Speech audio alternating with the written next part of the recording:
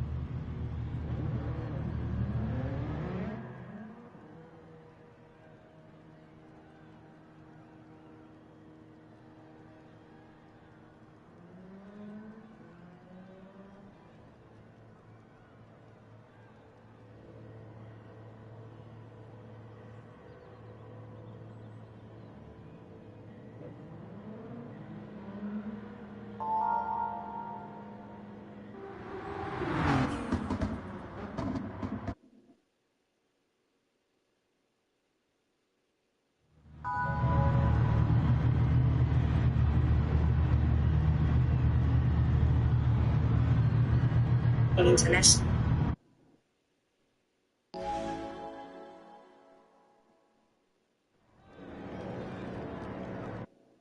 Okay, let's move on to the next part of the episode where I talk about Sunni leadership and the critique from these Shia that, well, why are the Sunnis not doing jack? Why is it just the Shia groups that are attacking Israel and defending Palestinians? The Sunnis aren't doing anything. And this is a point of great self-consciousness, you could even say humiliation for a lot of Sunnis. And that's part of the emotional reaction, unfortunately, where Sunnis will say, well, Iran's not doing anything. Hezbollah is not doing anything. It's just fireworks shows. It's just the Houthis aren't doing anything. It's just fireworks. This is kind of like an ego defense mechanism to cope with the fact that you don't have Sunni groups that are doing the same thing or anything close to that. But we have to put emotion aside. That's been my consistent message to Muslims, is that let's put emotion aside. Let's judge things in a fair and just way. Let's judge things according to the reality. But still, we have this question of Sunni failure. And, you know, let's just say it what it is. It is a failure, but it's a failure because of certain plots and campaigns that have been waged against Sunnis. And so there are two components that I'm going to talk about. There are external factors, and then there are internal factors. First, let's talk about the external factors.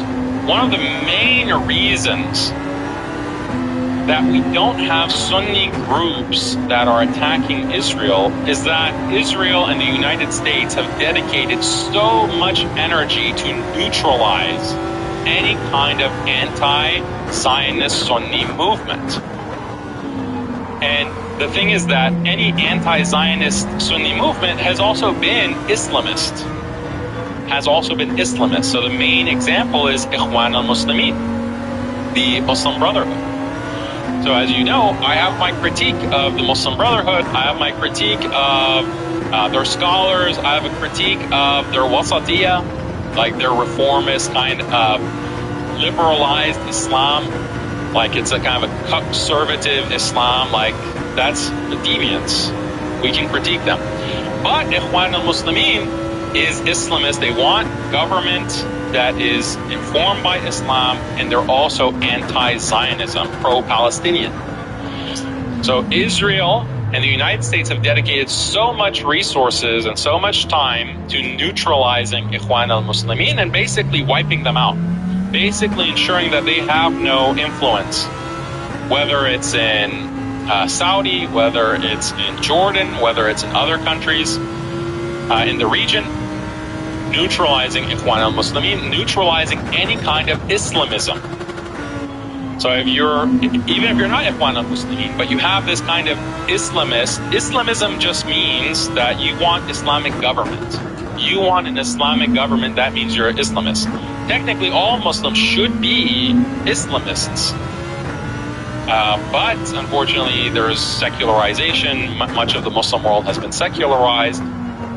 But the point is that any kind of Islamist group or movement, Sunni group, has been attacked, has been neutralized, and there's been so much effort from governments, from these Sunni governments, to internally quell and internally sabotage any kind of Sunni Islamic revival, because they view it as a threat. Contrast this with Iran. Iran has done the opposite.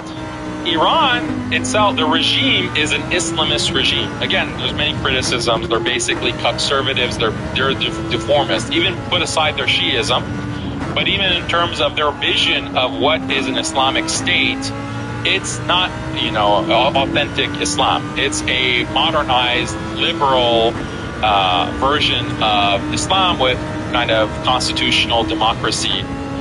That's really what they have implemented in Iran as well, so that can be critiqued. But it's still, Islam is informing the government there. Islam is informing the government, and they're anti-Zionist, pro-Palestinian. So they don't have the same kind of pressure to quell Islamism internally within Iran, because that's what the government is. When they don't expend that kind of energy internally, they have a lot more resources and energy and attention to spend externally. So what Iran does is it empowers and it funds and it arms other Shi'i Islamist groups in the Middle East. That's been their whole strategy. Why?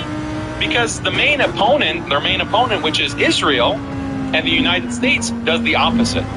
What Israel and the United States do is they arm these extremist groups, these extremist Sunni groups, like ISIS, in order to attack not only other Sunnis, but also Iran. That's been their strategy, is to foment civil war and extremism. And this is, again, part of the plan that we've discussed over and over and over again on many episodes of huracan. So to counter that, Iran has done the opposite. Okay, we're going to arm and fund the Shi'i groups, the Shi'i Islamist groups. Obviously, the U.S. not only funds the extremists, but the Sunni extremists, but they also fund the secularists. And they empower the secularists, these tyrants, to clamp down on the Sunni population, on the pious religious groups. So Iran's strategy has been to counteract, and they have the resources, they have the time and energy and the attention to spread, to arm the Houthis, to arm Hezbollah, to arm Iraqi Shi'i groups. And now there was news that even in Saudi, there is a new group that has launched 2 drones at Israel. And it also turns out to be a Shi'i group in Saudi. And I don't know what the Saudi government is going to do about that, but this was also announced that they launched 2 drones, and they posted the video on Twitter. So this is Iran backed. Now imagine if the Sunni states had the same strategy. Imagine if the Sunni states, rather than repressing their Sunni religious population, repressing the Islamist attitudes of their population, they adopted Islamism. They became more Islamic. They started promoting Sunni Islamism in the region. They would be as powerful as Iran, or they could potentially get the influence and the power that Iran has. But instead, they are spinning their wheels, constantly trying to repress their population. For who? For the benefit of Israel and the United States. This is the failure. It's a failure externally, because these states are just repressing the Sunni population. That's the explanation. That's part of the explanation. Then you get into other specific internal factors, because you have madkhaliism, you have sectarianism, this kind of Salafi but also sometimes Sufi sectarianism. That also saps the energy of Sunnis, because they're constantly infighting. They're constantly infighting, they're constantly undermining each other, they constantly are takfiring each other. Sunnis takfiring Sunnis. Forget about like alliance with the Shia. Forget about that aspect. They are takfiring other Sunnis.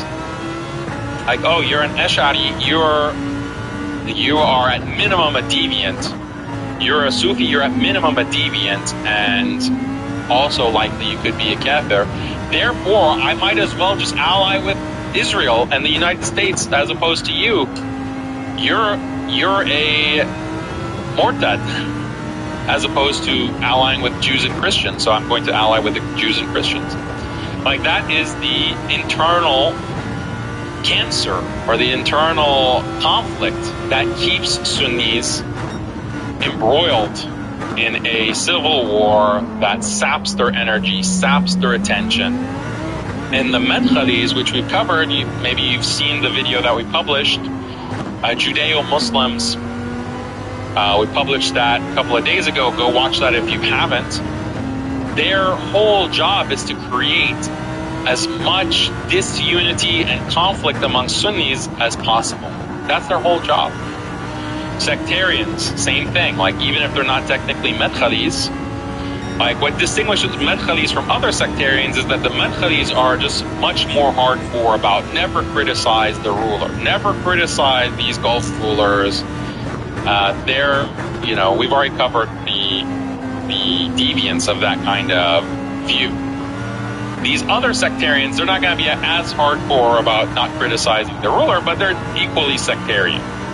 They're the ones who are making constant videos about, what's your aqidah, bro? What are you hiding? They're the ones who are making those videos.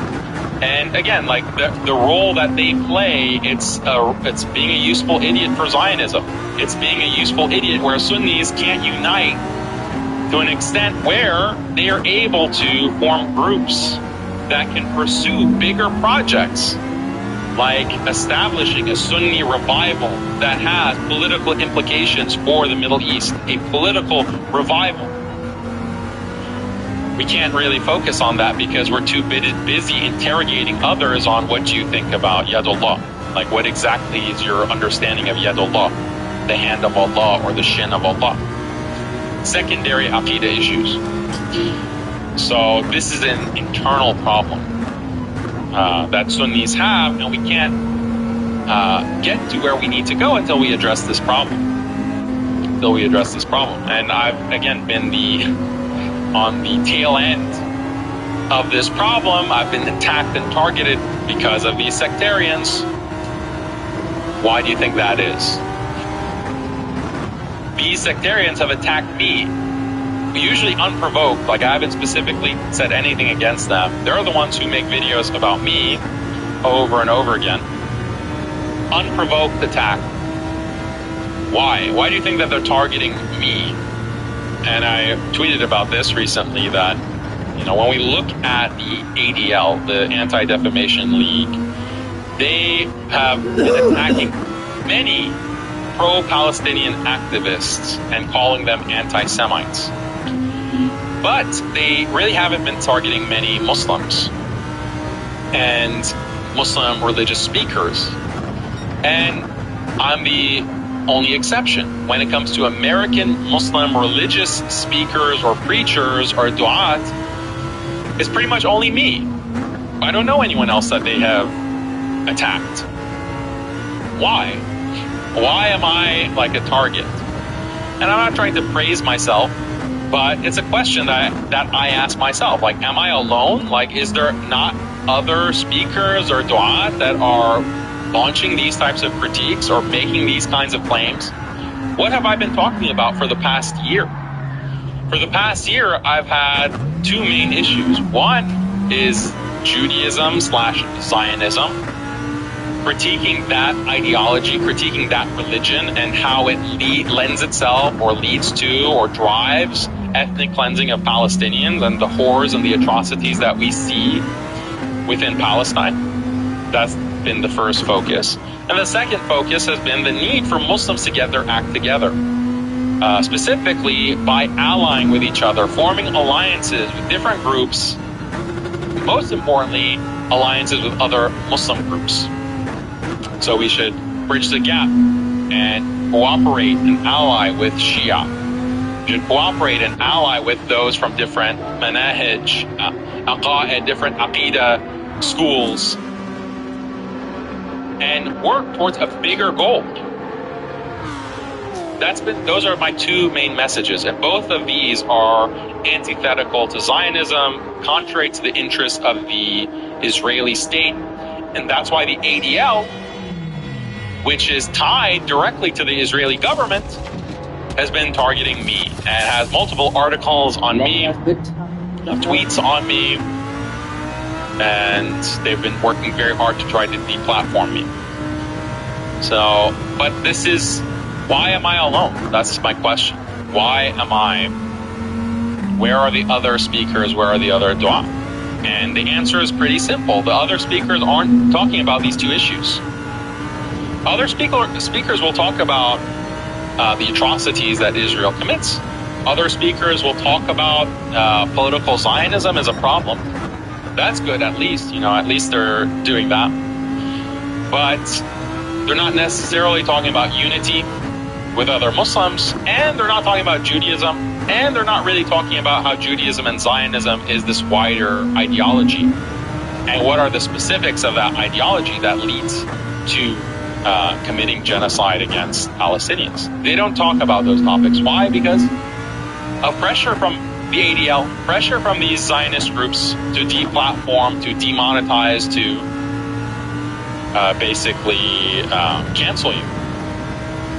That's my analysis. Maybe you have a different analysis, but I want to substantiate this. I want to substantiate this claim. And we need to investigate more clearly, because this is a scandal. As far as I'm concerned, this is a scandal. Instead, you have even masajid, you have mosques that are putting their imams on probation or firing their imams or their khatibs if they make any statements against Judaism as a religion or against certain Jewish beliefs. These are beliefs that are directly implicated or directly involved in driving many of the actions of Jews in Israel and the Israeli state overall. So shouldn't they be critiqued by Muslims? These groups, these Zionist groups, have no problem critiquing Islam. They have no problem opening the Quran, opening Hadith, and spewing all kinds of lies, anti-Islam lies about our religion. And they do it openly, and in fact their trash is boosted by the algorithms on YouTube and Twitter and elsewhere. Someone like Ben Shapiro, who does critique Islam and does critique Muslim immigration and Muslim immigrants, and puts out all of these racial caricatures, puts out all of this anti-Islam bile, he gets boosted by YouTube. He gets boosted by the algorithms. But a Muslim khatib in his local mosque can't have a critique of Judaism and how it's connected to what the Zionist state is doing to Palestinians, when even the leader, the prime minister of Israel, is quoting the Bible and is invoking religious principles and doctrines like Amalek. You can't talk about that as an imam? And it's the masjid board that's firing you, or sometimes it's reporting you. Sometimes the masjid board is reporting their imam. This is a case that I heard about, but I haven't gotten a chance to look into it, in the UK, where a imam was reported to the Home Office or to counter-terrorism office or whatever. I forgot the details, because he said, he narrated a hadith or a verse of the Quran about Christians and Jews. He's an extremist.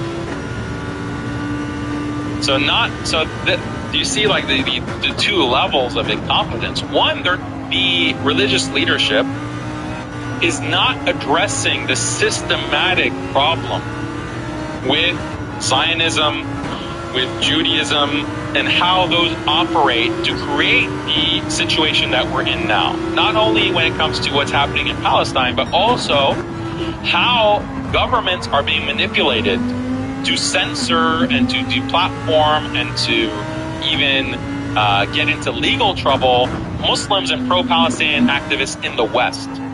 There's not an effort to counter that. There's not an effort to analyze that, investigate that, strategize about that. That in itself is such a massive failure and such a massive dereliction of duty that it's hard to overstate it.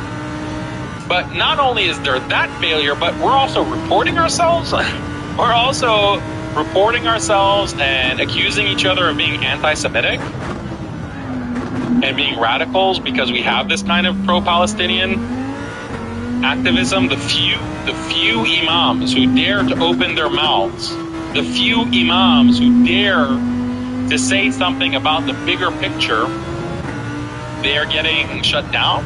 They're getting fired. This is happening in Sunni mosques, in the Sunni Muslim community. So this is another part of the problem. You have madkhalis. We can all dunk on madkhalis all day long. It's fun.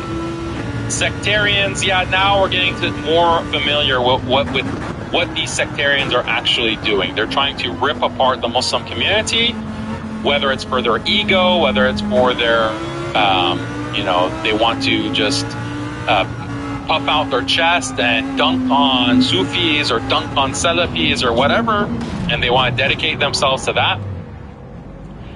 And then ultimately that lends itself to the Zionist project. Okay, whatever, we're getting to learn that. But what about the Sunnis that don't fall into those two categories? Even they are ineffective, or they're being actively silenced. That is a scandal.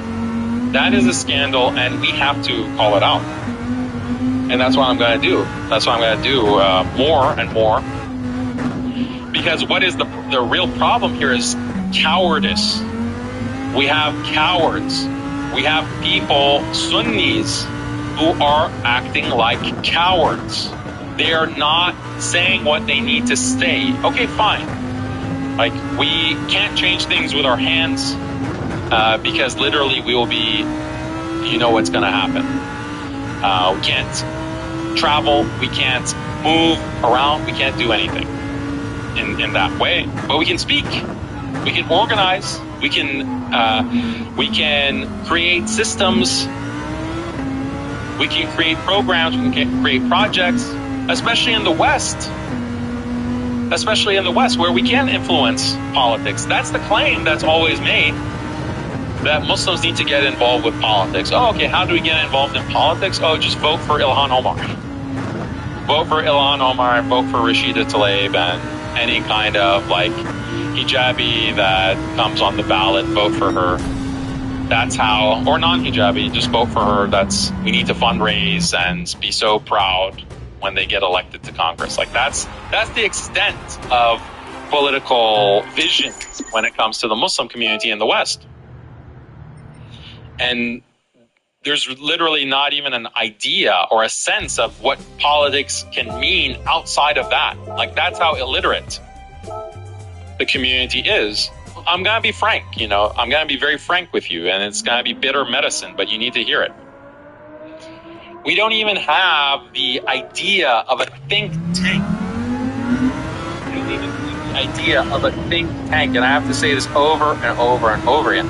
Why is there not a Muslim think tank in the West that is dedicated to the cause of Islam, a religious think tank?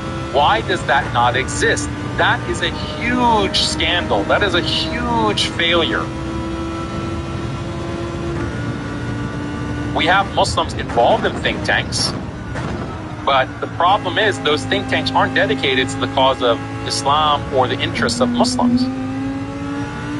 You have other religious groups have plenty of think tanks, political think tanks. Jewish groups have their think tanks, a plethora of think tanks. Hindu groups now increasingly are creating think tanks, are starting think tanks and funding it with millions of dollars. They're also getting millions of dollars from the BJP government in India to advocate for Hindu interests. Where is the Muslim think tank? And the funny, sad thing is you have all these Muslims who are like, oh, we need to establish a khilafah, we need to establish a khilafah, a caliphate, that's our goal. You can't even establish a think tank. You can't even build a think tank. Think about that, the level of failure or the level of ignorance. Okay, we can build masajid and we can build madrasas, beautiful, amazing, excellent. Build more masajid, build more madaris. But what is the point of those madaris when those madaris and those masajid aren't producing Muslims that can actually move the needle politically and do something that impacts the world? Do something that impacts the world in terms of stopping genocide of Muslims, stopping the slaughter of Muslims, actually being able to counteract that. And I'll tell you why, and it's cowardice. You're spending money, if you build a think tank that's actually going to fight for Muslim interests, that's politically incorrect. that's going to be politically incorrect because we live in the secular liberal West. And a think tank that is truly dedicated to an Islamic cause and Muslim interest is going to run afoul of these governments or these political platforms. That creates conflict. We don't want conflict. We want to just be the good immigrant. We want to be the good minority. Yeah, we'll build a mosque, and the khatib will tell us all about the importance of treating women well, treating Muslim women nicely. And we'll build the madrasa, make sure that the madrasa doesn't get into any kind of politics, obviously. I'm being very frank with you, madrasas that recognize, yeah, this is a problem. We are teaching our students all about fiqh and all about tafsir and all about usul al-fiqh and Quran, etc., etc. Our students are learning the qira'at, but they're very uninformed. Our students are very uninformed when it comes to politics, philosophy, when it comes to these social movements, when it comes to feminism, when it comes to Zionism. We really have a lack or a gap in our educational offering on those subjects. Maybe we can have Daniel. Maybe we can have Daniel come and fill this gap, and he can, give us a lecture maybe once a month. Maybe we can do that. And then what happens? It gets canceled. It gets canceled, after a week without even proceeding, without even such a program starting. Why? Well, it's too controversial. Daniel is too controversial, so we can't do that.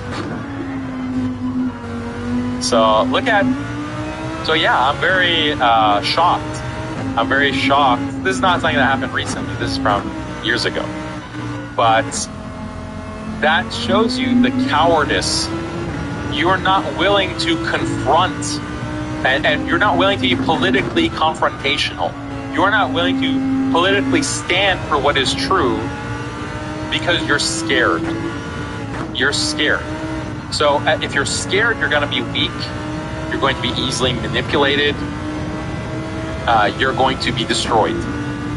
And Allah is going to replace you. Allah is going to replace you as He's promised to do. So this is an institutional failure. You want khilafah, and then you have Muslims who are saying, "Oh, we need our own social media platform." They say as they type on YouTube, and then you tell them, "Why don't you subscribe to another alternative platform like Rumble?" They don't do it. They don't even bother to download a secondary app, for example. Or to use a VPN if you can't access it directly, to use a VPN to subscribe separately. They don't even take the time to do that. And part of the reason, I'll tell you why, they're scared that, all of our information online is being tracked. So if I subscribe to Muslim Skeptic, or I go on Rumble and I watch a video, I'm going to be put on a list. And I don't want to jeopardize being put on a list. They're scared. So, but they, we need a separate social media. You can't even support a separate channel, an alternative, a slightly politically controversial channel. You can't even support that. You can't even put your weight behind that, let alone money behind that, let alone support that. But you want a whole social media ecosystem separate?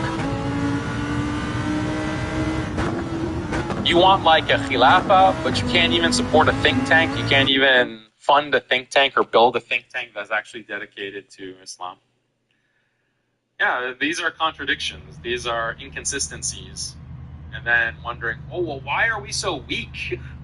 Why are we so weak? We can't just blame everything on the tyrants. We can't just blame everything on the king of Jordan or the crown prince of whatever.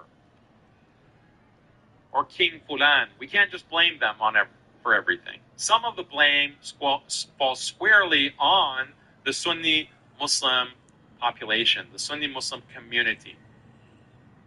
Sorry, that's bitter medicine, but it is what it is. You're not willing to sacrifice the minimum by just speaking out. You lose nothing. You lose nothing. Like, if you're that scared and that fearful, then you should be written as a coward.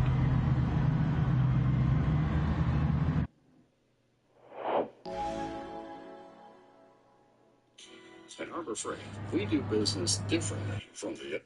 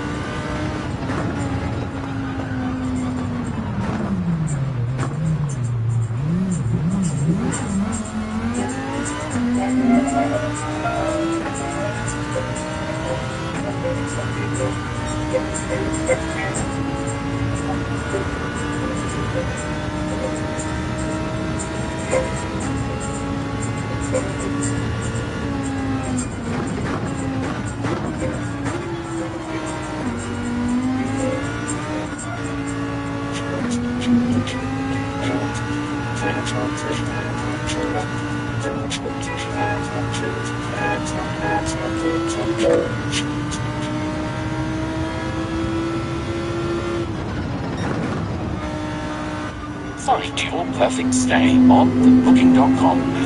A hotel in the city or a beachfront stay with a view.